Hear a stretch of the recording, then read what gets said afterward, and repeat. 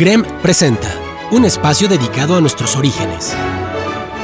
Bienvenidos a una hora para la reflexión de los acontecimientos que forjaron nuestra existencia. Diálogos con la historia. Un espacio dedicado a nuestros orígenes. Encuentros con nuestro pasado. Diálogos con la historia.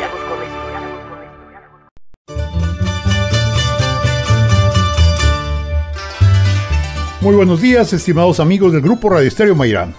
Hoy es sábado 27 de julio de 2024 y es un grato placer darles la más cordial bienvenida a esta mañana de historia.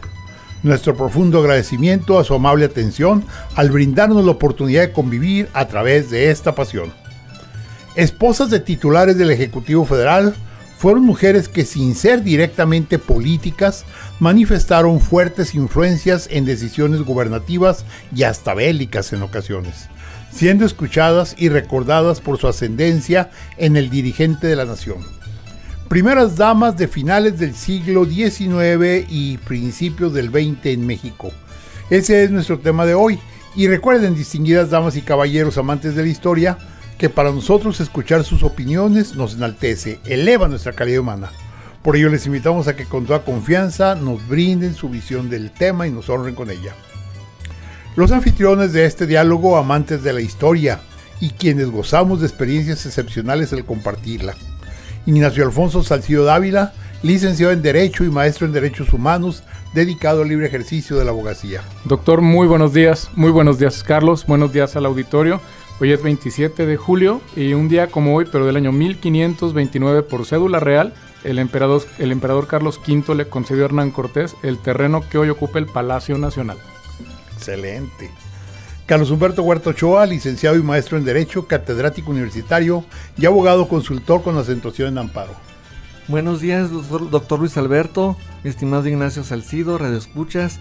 Gracias por acompañarnos y gracias también a los que nos siguen desde distintos ámbitos, que esta semana puedo platicar con algunos de ustedes. A mi amigo el prefecto Eric del Río de ahí de Guane, a mi jefe de posgrado Jesús de Anda, al doctor Ricardo Sánchez Reyes, que también escuchan la versión YouTube de este programa y que son también apasionados por la historia. Gracias. Y yo soy Luis Alberto Vázquez Álvarez. Como música de fondo tendremos música de Salterio, que fue una música que se tocaba en los salones de aquella época. Bueno, la semana pasada empezamos a platicar de las esposas de los presidentes. Bueno, empezamos con la primera dama del imperio de Iturbide, Ana Huarte de Iturbide. Después hablamos de las esposas de los diferentes presidentes, incluyendo las de Santana, y platicamos finalmente de Margarita Maza de Juárez. Pero hoy queremos empezar con un personaje que, sin ser exactamente mexicano, sí tuvo influencia importante en la historia y la política de México. Y desde ahí yo creo que viene una controversia muy interesante. ¿Era o no mexicana? ¿Eran o no patriotas? Porque lo mexicano no deriva de la forma en la que esté constituido el Estado, en la Constitución, sino del sentimiento y del el querer formar parte de una comunidad que tiene sus raíces en un cierto contexto histórico. Y es una cuestión sumamente discutida sobre si este par de personajes, me refiero a Maximiliano y a Carlota, que es de quien ahorita vamos a hablar, realmente eran o no mexicanos, o incluso se podría decir, sobre todo Maximiliano, pero también ella, porque pierde incluso la razón, tratando de buscar apoyo para su marido, apoyo para el imperio mexicano, que soñaban ellos con fundar una verdadera dinastía. Tenían la finalidad de instaurar en México ideologías que no eran todavía tan comunes, el voltear a ver hacia las clases desfavorecidas, el establecer también ciertos principios mínimos de educación, digamos que de alguna manera u otra empezar a reconocer la dignidad de las personas.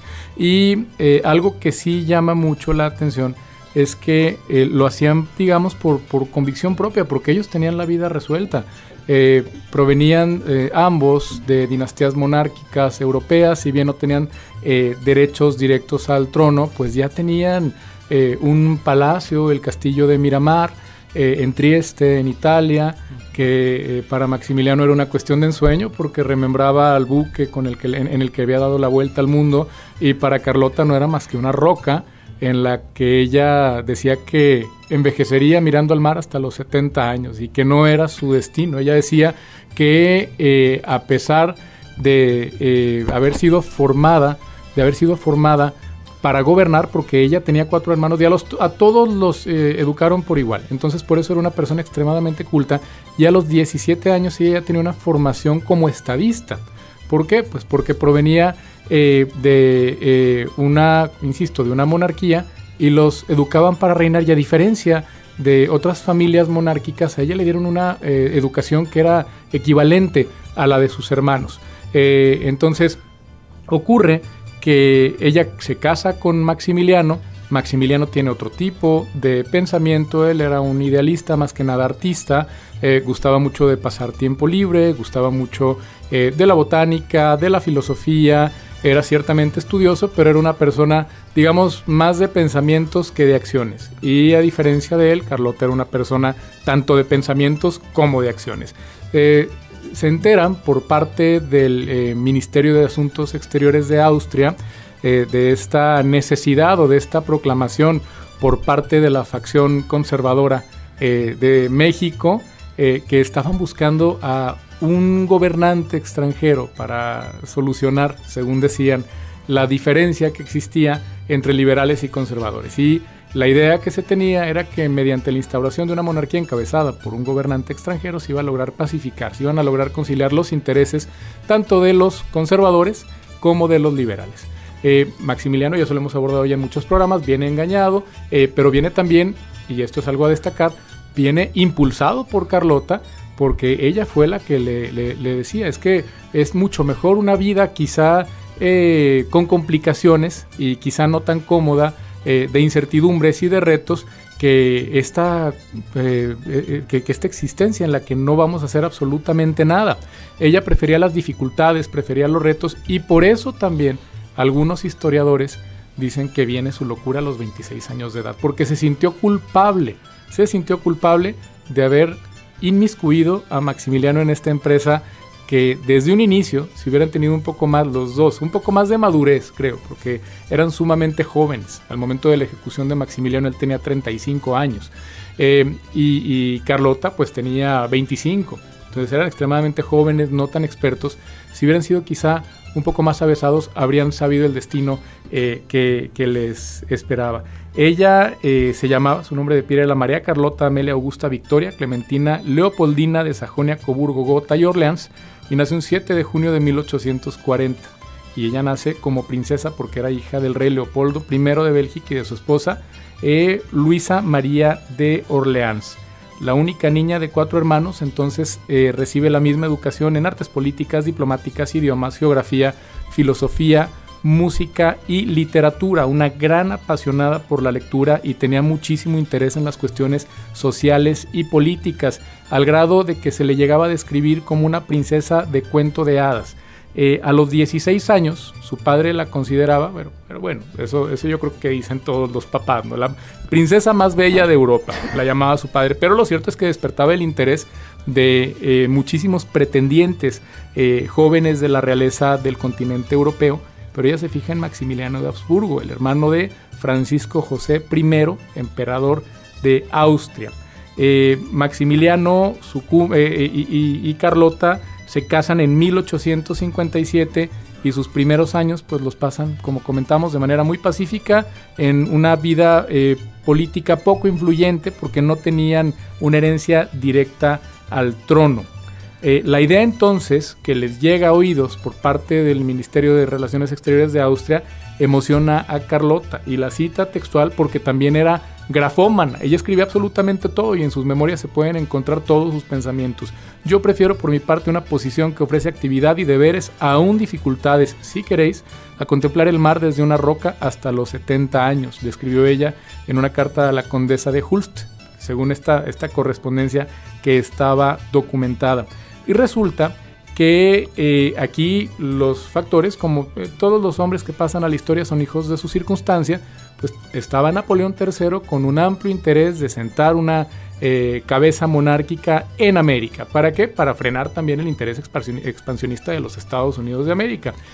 Napoleón III, también impulsado por su esposa, que fue la que principalmente le dio esta gran idea de ascendencia española, Eugenia de Montijo, María Eugenia de Montijo, que pretendía quizá mediante esta especie de, vamos a llamarlo de alguna manera, de especie de invasión, recuperar los dominios españoles, por así decirlo, hacerle venganza o revancha al pasado.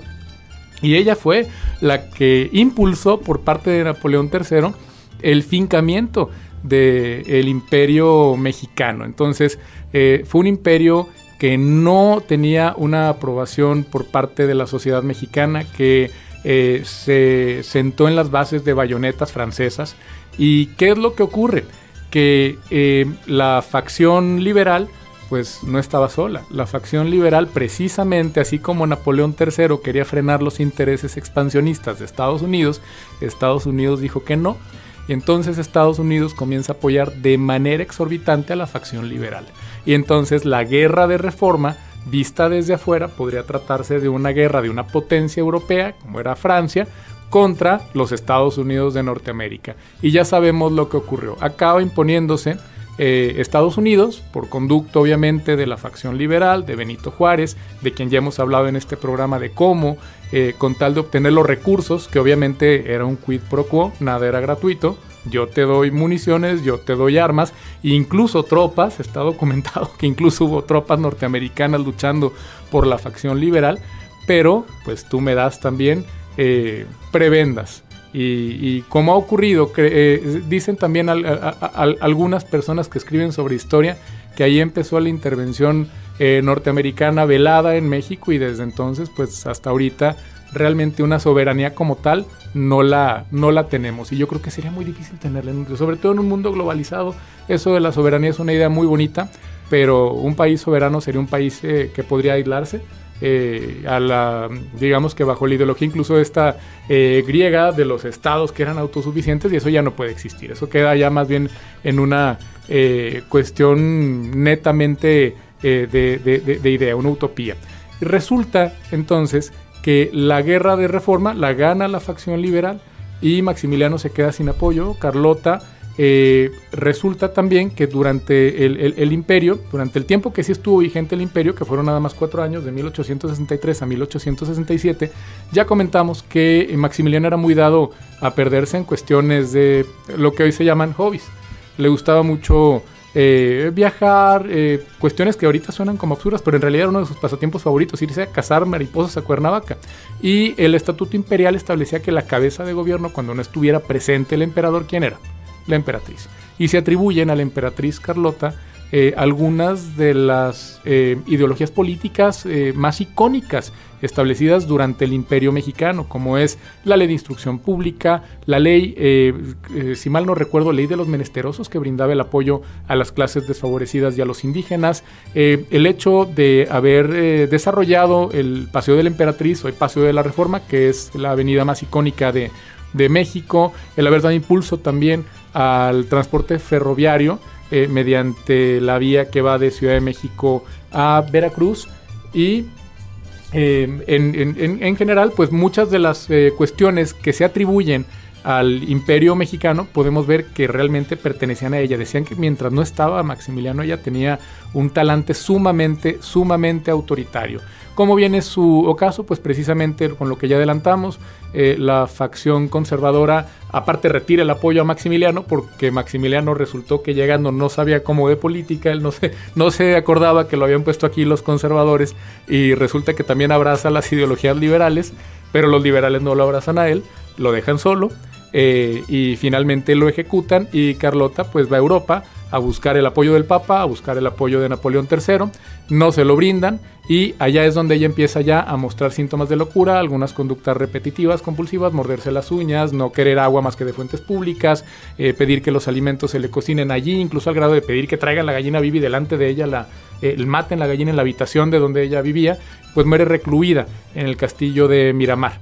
Ese es el fin de la emperatriz, como comentábamos en el programa anterior, la primera gobernante, no la primera presidenta, porque era otro sistema político, la primera gobernante, pero yo creo que si examinamos la historia sí podríamos decir que era mexicana, igual que su esposo. Ok, yo creo que ahorita podemos continuar un poquito, inclusive con las últimas palabras de Maximiliano sobre el tema, pero vamos a hacer una breve pausa y continuamos. El diálogo continúa después de esta pausa. Escúchanos en línea a través de www.noticierosgrem.com.mx. Diálogos con la historia. Q 91.1 FM. Es tiempo de continuar dialogando con la historia. Escúchanos en línea a través de www.noticierosgrem.com.mx.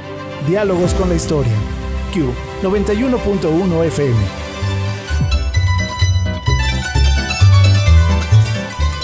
Regresamos a Diálogos con la Historia. Hoy estamos platicando acerca de las primeras damas a partir del imperio de Maximiliano. Posteriormente vamos a platicar sobre el porfiriato y luego los primeros años del siglo XX en México. Con nosotros Carlos Humberto Huerta Ochoa e Ignacio Alfonso Salcido Dávila, ambos dialogantes de esta obra. Y bueno, algo que comentaba el licenciado Salcido hace un momento es sobre la mexicanidad de los reyes, de los emperadores Habsburgo. Ciertamente ellos nunca lo discutieron, inclusive dentro de las últimas palabras, ya en el Cerro de las Campanas, Maximiliano habla de su nueva patria, habla de que deja la sangre por México, y decíamos ya también que en el caso particular de Carlota ya también se sentía mexicana. Hay un aspecto interesante.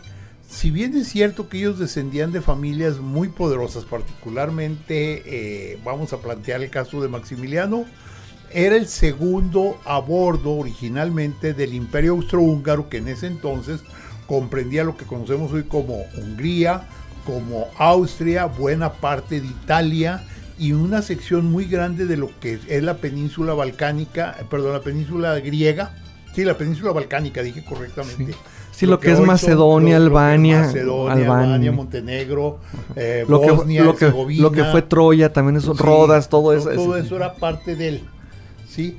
Y si bien es cierto que Carlota sí tenía alguna posibilidad lejana de llegar al trono, lo cierto es que Bélgica no era como un país muy fuerte dentro de Europa, pero era propietario de un territorio gigantesco que era el Congo belga, precisamente, que era un territorio mucho más grande que lo que sería entonces Prusia, Francia, inclusive España, un territorio en África gigantesco. Ahora, cuando Maximiliano decide venirse a México, recibe un trato muy especial de su hermano Francisco José, que le pide que renuncie a sus derechos a la corona. Algo que Leopoldo no le pidió a su hija, a Carlota. Sí, Carlota seguía teniendo de alguna manera cierta posibilidad, muy lejana, nunca hubiera llegado, pero tenía cierta posibilidad de llegar a esto. Oye, doctor, ¿no será una estrategia política para deshacerse un heredero más al trono? Digo, porque en política todo se vale, ¿verdad? Claro, entonces, claro, no, y de hermano a hermano. Bueno, entre hermanos te veas también, ¿verdad? Pero si vamos a hablar de una época, perdón que interrumpa tantito, que retome el uso de la voz. Hablamos de tu palabra favorita, doctor, despotismo ilustrado. ¿Por qué déspotas? Porque hacían su alta voluntad, no tenían contrapeso, pero al menos estaban más ilustrados que en comparación a algunos césares romanos u otros bárbaros del norte escandinavos. Estaban leídos e instruidos y con los mejores maestros de las mejores escuelas del momento. Ahorita decía Nacho, pues bueno, a lo mejor estaban un poquito más asociados a la socialité. Si fue el contexto actual, engalanarían las portadas de Hola y otras revistas, Vogue, entre ellas y demás, Elle, o Vanity Fair, no sé, pero en ese contexto sí tienen ese rango, pero se van a esa, es que hay que hablar de los Habsburgo y de los belga antes y después de México. Entonces es ese después de México cuando llegan en base de ilusiones, más que engaños, yo diría expectativas, ¿verdad? Y precisamente don Leopoldo de Bélgica, como buen suegro metiche, le dice, oye, es el primero que habla este vocablo que ahorita es muy moderno.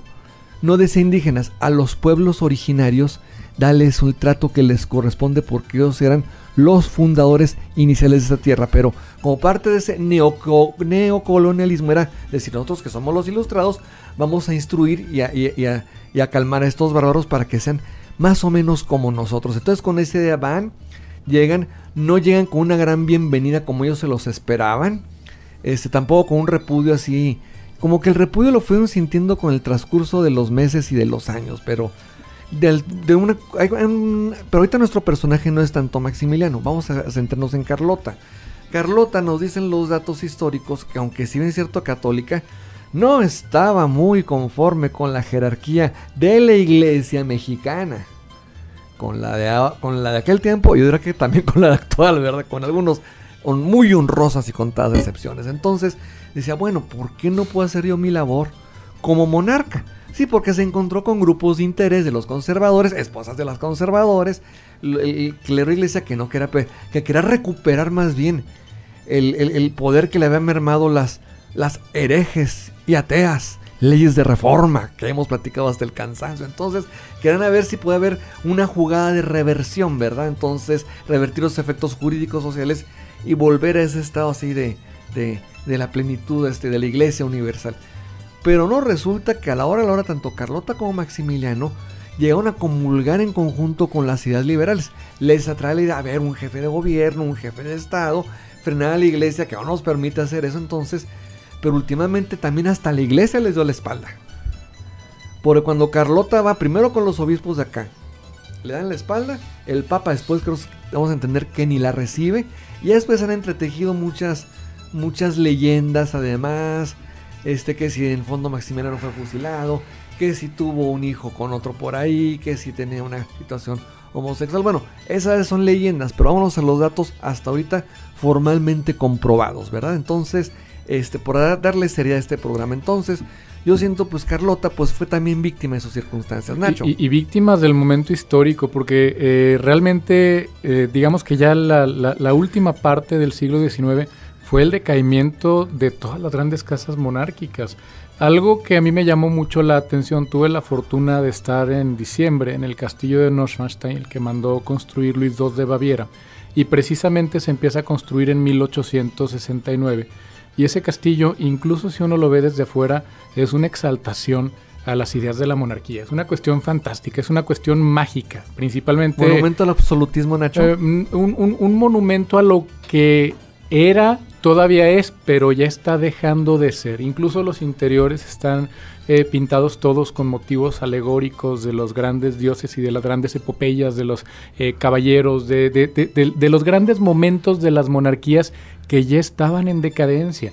Y el punto que quiero tocar es que es precisamente esa misma mentalidad la que trae hacia América a Maximiliano y a Carlota, la idea de fundar una dinastía, de volver a ser los grandes emperadores, los grandes reyes, los palacios, los castillos, pero realmente eso ya iba en declive. Incluso el hermano de Maximiliano, si bien fue un gran emperador y uno se encuentra hasta en pequeños pueblos de Austria su retrato, es el último gran emperador de los Habsburgo, el último, ya de allí no hay más. Incluso también su mujer Sisi es icónicamente recordada como una figura mítica, pero también por ser la última gran emperatriz de una gran dinastía. Las monarquías iban en picada y ellos ya vivían más bien de una idea de tratar de afianzar un asidero que ya no existía, que ya no podían encontrar. Tiene mucho de romántico todo esto y quizá por eso se romantiza tanto un Francisco José, una Sisi, un Maximiliano o una Carlota. Ahora bien, ese concepto de absolutismo o despotismo ilustrado tiene su origen hacia el siglo XVI, 1500 y tantos, cuando empiezan los reyes a preocuparse de educar a sus hijos más allá de los estrictamente clásicos, más allá de las armas y más allá de la religión, sino que buscan el pensamiento de gente que, bueno, pues va a ir surgiendo. Doctor, va a la par del Renacimiento, se puede decir. Sí, claro, tiene que ver. Porque va a ir surgiendo pensamientos como el de John Locke, porque en Inglaterra los reyes estudiaron primero a Hobbes y luego a John Locke para que sus hijos estudiaran ciencia política, vamos a llamarle ya. Más tarde en Francia pues se va a aceptar las teorías de Rousseau, de Montesquieu, de Voltaire, de Diderot. Y todo eso nos recuerda que el primer déspota ilustrado de la historia tuvo el más grande maestro también de toda la historia. Cuando Filipo II mandó llamar a Aristóteles para que fuera el maestro de Alejandro Magno. ¿Sí? Claro. Entonces, esa era una situación especial. Entonces, pues prácticamente Carlota no termina como nos hubiera gustado que terminara. Ya nos platicó el licenciado Salcido un poco de ella. Después de que Carlota pues prácticamente desaparece, va a venir otra mujer muy diferente, que vale la pena también. Su historia es un poco romántica. Se va a casar con un hombre que tenía 50 años cuando ella tenía 16. Así es. Pues estamos hablando nada más y nada menos que de Carmelita Romero Rubio, la esposa, la primera dama de la esposa de Porfirio Díaz, que le toca transitar esta circunstancia histórica de la perpetuidad en el poder de su esposo, y que incluso se va con él al exilio, que le guarda luto de por vida, algo muy parecido también a lo que ocurre con Sara Pérez de Madero, que mueren ya de edad avanzada guardando luto de por vida. Y efectivamente la segunda esposa de Porfirio Díaz, porque él ya había estado casada, y era una mujer muy querida al grado de inspirar una pieza musical muy famosa. Nada menos que de Juventino Rosas. Así es. Oye, Nacho, pero lo curioso, la última primer dama del siglo XIX y la primera del siglo XX, o sea, transitar en 2 siglos, de la Reforma a lo que fue también la Revolución. Venía también de una familia muy instruida, o sea, no era cualquier persona, y le tocó, vamos a decirlo así, con estas palabras educadas, en los años de la consolidación de la dictadura del Porfirio. Era hijada de Sebastián Lerdo de Tejada. Él fue su padrino de bautizo. Qué padrino, ¿eh? Así es. Conoció a Porfirio Díaz en una cena en la embajada estadounidense, y a partir de ese momento ellos quedaron prendados. ¿Por qué? Porque ella le iba supuestamente a enseñar inglés, y esas clases de inglés derivaron en un flechazo, en un enamoramiento pero inmediato, y contrajeron nupcias. Como bien comentaba el doctor, ella tenía 16 años y Porfirio 50 años. El testigo de su casamiento fue Manuel González, nada menos que el presidente de México en esa época. Manuel sin mano, ¿verdad? Manuel el Manco, ¿verdad? El compadre de la reelección y todo. Así es. Aquí voy a hacer un pequeño paréntesis. ¿Por qué dice Nacho que el presidente de la República? Porque Porfirio Díaz había sido presidente de la República de 1877 prácticamente a 1880, bajo el principio de no reelección, que esto es lo más importante. Por lo tanto, quedó un presidente intermedio entre 1880 y 1884, que era el compadre Manuel González, como dice Carlos, conocido como el Banco. Y en ese inter fue cuando se casaron ellos. Por eso cuando se casan no es presidente Porfirio Díaz, pero lo va a hacer posteriormente, o lo va a volver a hacer casi inmediatamente. Así es, y también quizás su papel como primera dama, no tengo el antecedente de que las esposas de los presidentes anteriores ya realizaran estas tareas que están tan relacionadas con las primeras damas, como son las obras de beneficencia, el ir como rostro y como representante de su marido para inaugurar un edificio público, actos de tipo religioso, actos cívicos, actos culturales. En realidad ya es una especie de modernidad en el desempeño de este papel. Se nos está acabando este segundo segmento del programa, que se nos está yendo muy rápido. Solo quiero aclarar un lapsus brutus que tuve ahorita, que estaba hablando de Carlota. Al momento de hablar sobre la guerra de Reforma, quise decir la segunda intervención francesa, doctor. Ah, bueno, sí, pues sí, pero en realidad van ligadas unas con otras. Así es. Y vamos a hacer esta pausa para seguir platicando, porque podemos decir que frente a aquellos famosos mecenas italianos de los Médicis y demás, a los artistas, Carmelita se convirtió en uno de ellos aquí en México. Vamos a hacer una breve pausa.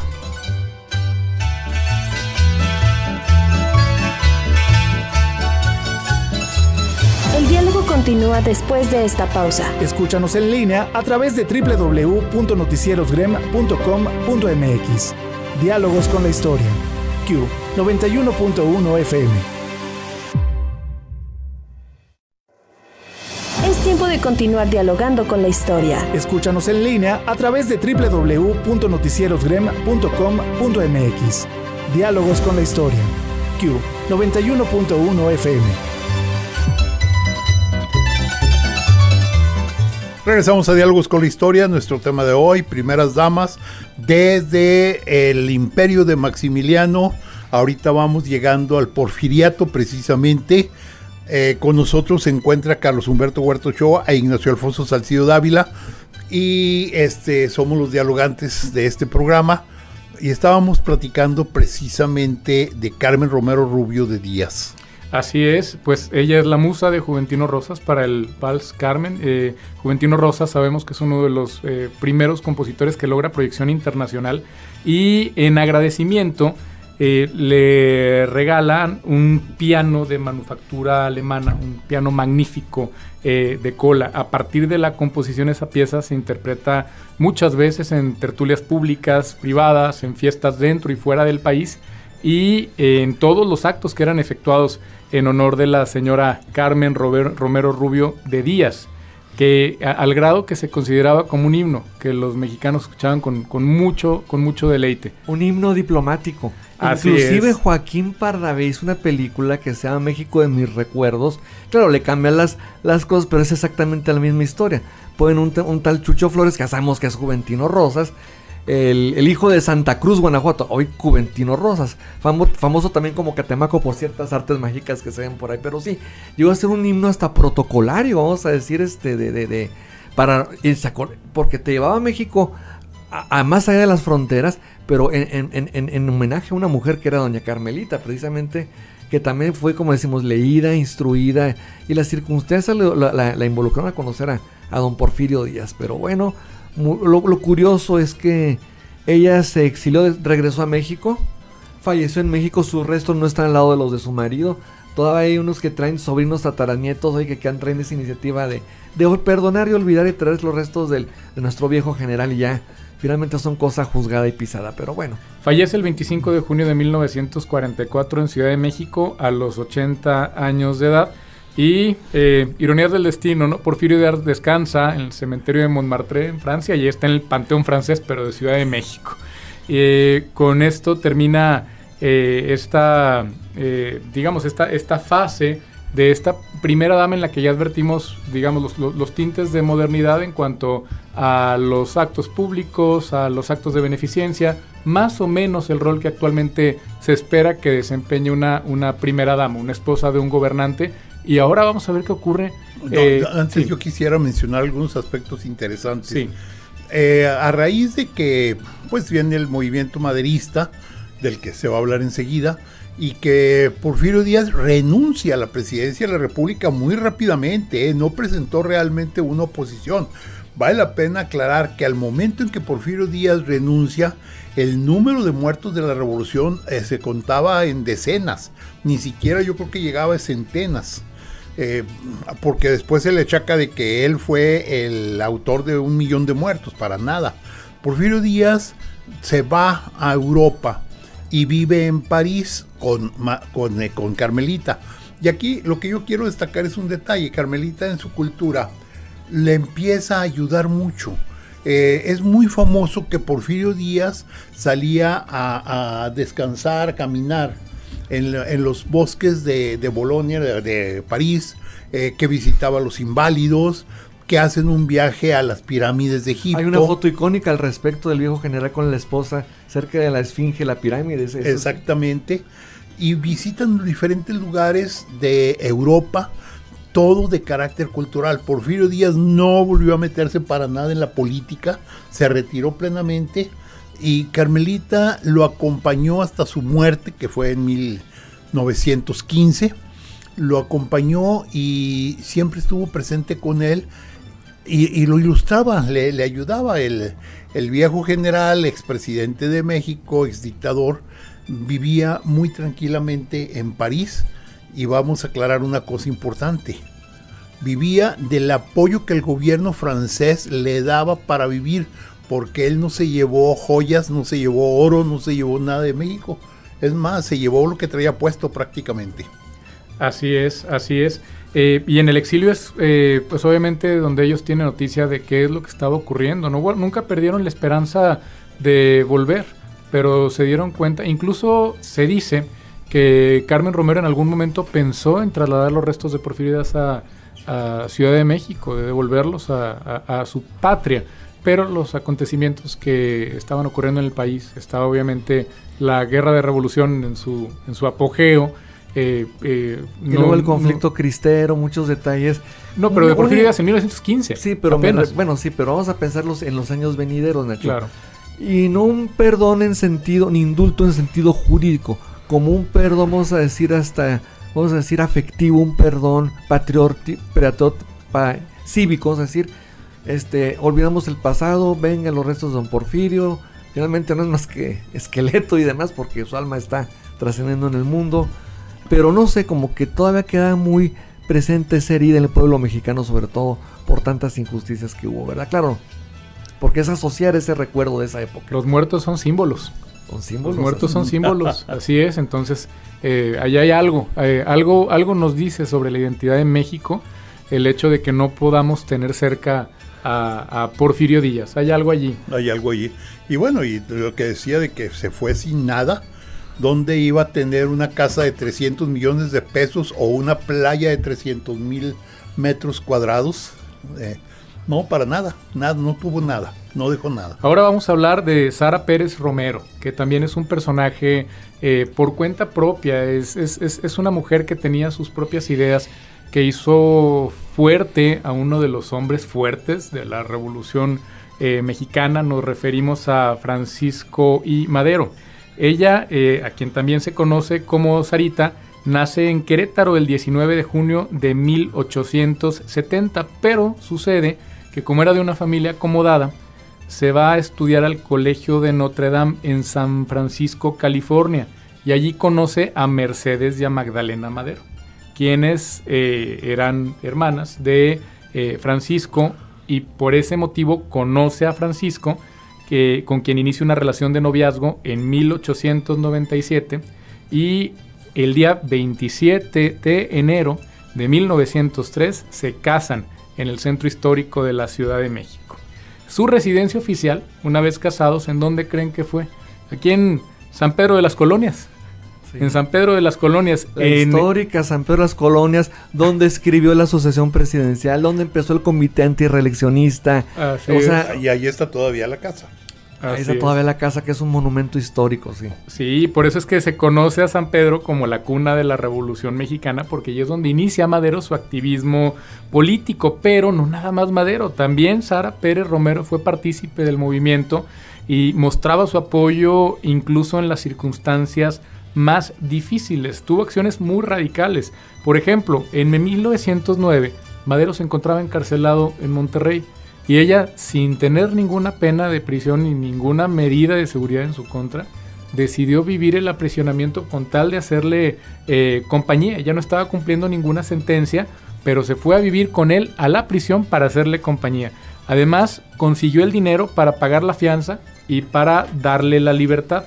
De acuerdo con el historiador Francisco Suárez, Sara llegaba a ser ridiculizada, porque obviamente Madero tenía, así como tenía a las personas que lo favorecían, tenía a sus detractores, y una de las maneras en las que le insultaba le decían el zarape de Madero, haciendo alusión a su nombre, ya que siempre estaban juntos. Él, siempre que se veía a Madero era porque también estaba ahí un lado Sara, se hacía acompañar de ella a todas partes, pero el papel de ella no era nada más ser una esposa incondicional.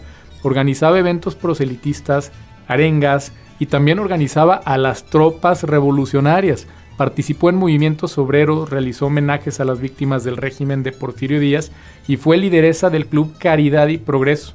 También fundó Cruz Blanca Neutral por la Humanidad. Según el general de división Francisco Urquizo, era admirable y fue un ejemplo de abnegación y de virtudes. Se preocupó por la situación económica de los soldados, a quienes trataba como sus hijos, y a veces les llevaba cobijas a los soldados de la Guardia Presidencial de Madero. En 1911, Madero y Sarita se convierten en padrinos de la boda de Emiliano Zapata. Pero esa relación pues dura muy poco, porque sabemos que hubo esta ruptura entre Madero y Zapata, porque en noviembre los revolucionarios rompen a través del Plan de Ayala, en el que desconocen y acusan a Madero de traicionar las causas campesinas. Es así que el 9 de febrero de 1913, Victoriano Huerta impulsa el golpe de Estado. Este golpe de Estado deriva en la Decena Trágica, en la que es asesinado Francisco I. Madero, y con ese motivo su esposa se tiene que exiliar en Cuba y en Estados Unidos hasta 1921. El matrimonio no tuvo hijos, a pesar de que siempre lo anhelaron, y después del golpe de Estado, la casa de Madero, del matrimonio Madero Pérez, que está ubicada en la calle de Berlín, en la colonia Juárez, la incendiaron y la saquearon. Regresa de su exilio y Sara vive en una casa en la calle Zacatecas, en la colonia Roma, hasta su muerte. Muere el 31 de julio de 1952, se encuentra también en el Panteón Francés, y hasta el final de su vida vistió ropa de luto. Entonces podemos ver que, claro, la historia siempre guarda el nombre de los hombres, de los que dieron la cara, pero a un lado de un Porfirio Díaz, a un lado de un Francisco I. Madero, a un lado de un Benito Juárez, a un lado de un Maximiliano, a un lado, o a veces hasta un poquito adelante, estaban las mujeres que los impulsaban y que les daban ánimo, porque los ídolos no son de bronce, son de carne y hueso, y obviamente tienen sus momentos difíciles y necesitan esas personas que les recuerden el que vale la pena la causa y el que pueden salir adelante, ¿no? Hay un aspecto interesante. En los famosos archivos de A la Triste hay unas escenas donde se ve a Sarita, como le decían, Sarita P. de Madero, yendo a la Palacio Nacional, tratando de entrar a Palacio Nacional para pedirle a Huerta, porque en ese momento Madero estaba prisionero en el Palacio, que lo libere. Y hay esas escenas, son escenas filmadas de esos archivos famosos que pueden conseguirlo cualquier persona, y ahí se ve ella. Y hay un aspecto también aquí trascendente, el detalle de que por qué se fue a Cuba, porque el embajador de Cuba, Manuel Márquez Sterling, fue el primer defensor de Madero, fue el que se enfrascó realmente de una manera directa, seria, en tratar de encontrar la salida de Madero de la cárcel. De hecho, hasta cierto grado Huerta le había dicho que sí, que se lo iba a entregar para que se lo llevara a Huerta se lo llevara a Cuba y ya no regresara. Y entonces, de hecho, tengo entendido, hasta donde yo sé, que no es que se haya ido por voluntad propia, sino que bajo la promesa de que Madero iba a ser liberado para que se fuera a Cuba, pudo embarcarse hacia Cuba, Sarita, y después, estando allá, creo que fue cuando se enteró que habían asesinado a su esposo. Así es. Pues como comentábamos, realmente fue una mujer que lo acompañó en todos los momentos de su vida, y que aparte no nada más comulgaba con la causa de estar casado con él, sino con la causa revolucionaria de Madero. Organizaba también todo lo que tenía que ver con proselitismo, y estaba realmente tanto en sentido figurado como en sentido literal al pie del cañón. Pues bueno, prácticamente se nos acaba el tiempo, pero bueno, creo que hemos visto tres mujeres sumamente valiosas. Quiero mencionar también que, por ejemplo, Carranza tuvo dos esposas, Virginia Salinas Balceda de Carranza y Ernestina Hernández. Luego Adolfo de la Huerta estuvo casado con una sola persona, Clara Oriol, que por cierto, Carlos nos comentaba hace poco sobre Adolfo de la Huerta, que era un gran artista, tenor, pianista, amante de la ópera y demás. Ella era cantante de ópera, la esposa de Adolfo de la Huerta. Como dijeron los abuelos, apenas el roto para el descosido, ¿verdad? Así es. Luego Obregón tuvo dos esposas, María del Refugio Urrea y María Claudia Tapia Monteverde. Ciertamente ninguna de ellas se distingue en especial por algo como lo que acabamos de mencionar, simplemente las mencionamos. Calles estuvo casado con Natalia Chacón, Emilio Portes Gil con Carmen García González, Pascual Ortiz Rubio con Josefina Ortiz. Aquí nomás un personaje que sí me interesa, Abelardo L. Rodríguez, su esposa fue Aida Sullivan de Coya, y ella fue una persona muy, muy, muy dedicada a los niños. Escribió un libro para la madre mexicana en donde les establecía consejos, medidas higiénicas y medidas nutricionales, porque ella veía que la mortandad infantil era muy alta. Y bueno, después de eso seguiría una persona de la que vamos a platicar en nuestro siguiente programa, que es Amalia Alejandra Solórzano Bravo, la esposa en su momento de Lázaro Cárdenas. Pues se nos acabó el tiempo. Carlos Humberto Huerta Ochoa, muchísimas gracias. Tenemos un cuadro comparativo entre primeras damas. Gracias, doctor, gracias, Carlos, y muchísimas gracias al auditorio. Muchas gracias a mi compañera Claudia Martínez Martel en la coordinación general, a mi compañera Susi Moreno en la grabación, y a ustedes, estimadas amigas, amigos, los esperamos el próximo sábado, ya 3 de agosto. Muchas gracias, muy buenos días, muy feliz fin de semana.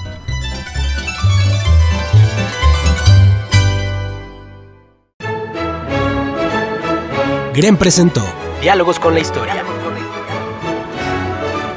La charla concluye por esta semana, pero nuestra raíz es extensa, por lo que te invitamos a debatir el tema en nuestra próxima emisión. Encuentros con nuestro pasado. Diálogos con la Historia.